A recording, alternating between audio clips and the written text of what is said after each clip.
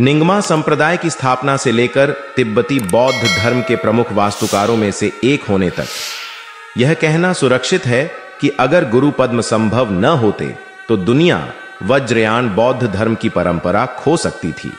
सहपीढ़ियां द्वारा गुरु पद्मसंभव के जीवन और विरासत पर प्रकाश डालने वाले एक सम्मेलन के सह आयोजन के दौरान हम 8वीं शताब्दी के इस भिक्षु के महत्व और योगदान को रेखांकित करते हैं, जिन्हें अक्सर दूसरा बुद्ध कहा जाता है। गुरु पद्मसंभव, जिन्हें गुरु रिनपोछे अनमोल गुरु के नाम से भी जाना जाता है, बौद्ध धर्म में एक महत्वपूर्ण व्यक्ति हैं, जिन्होंने 8वीं शताब्दी के आसपास तिब्बत में वज्रयान बौद्ध धर्म की स्थापना में महत्वपूर्ण भूमिका निभाई थी।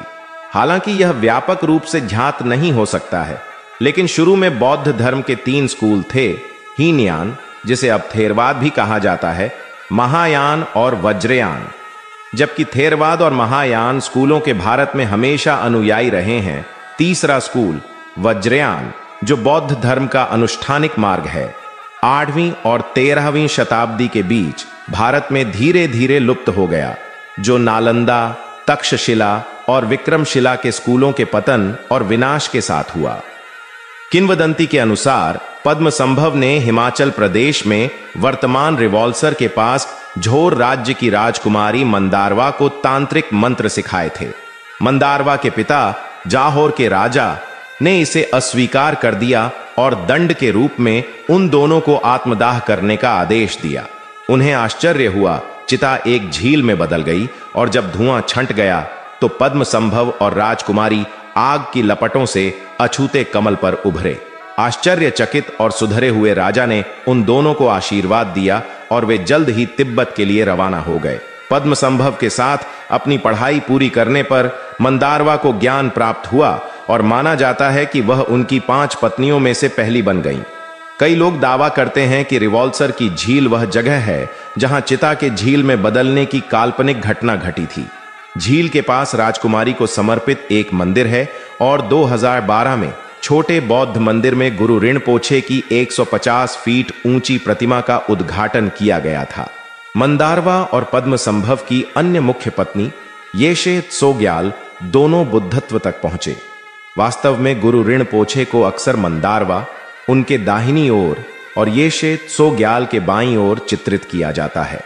माना जाता है कि गुरु पद्मसंभव, जिसका अनुवाद कमल का जन्म है, ओडियाना राज्य में 8 साल की उम्र में खिलते हुए कमल में प्रकट हुए थे। जबकि गौतम बुद्ध ने अपने जीवन के बाद के चरण में ज्ञान प्राप्त किया था। किंवदंती है, ऐसा कहा जाता है कि पद्मसंभव बुद्ध के रूप में अवतरित हुए थे, जागृत व्यक्ति, और अपने जन्म के समय उन्होंने घोषणा की कि उन्होंने अतीत, वर्तमान और भविष्य के बुद्धों के कार्यों को पूरा करने के लिए अवतार लिया है। दिलचस्प बात यह है कि गौतम बुद्ध ने महायान महापरिनिर्वाण सूत्र में अपने जन्म की भविष्यवाणी की थी।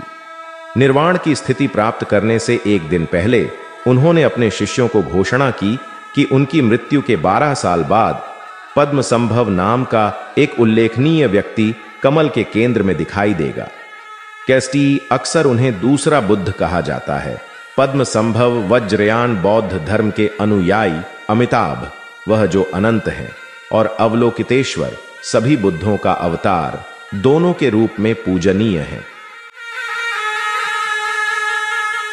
महासिद्ध गुरु पद्मसंभव के कहानी आपके लिए यह लाया हूं। आपको कैसे लगा? कृपया मुझे प्रतिक्रिया दें। धन्यवाद।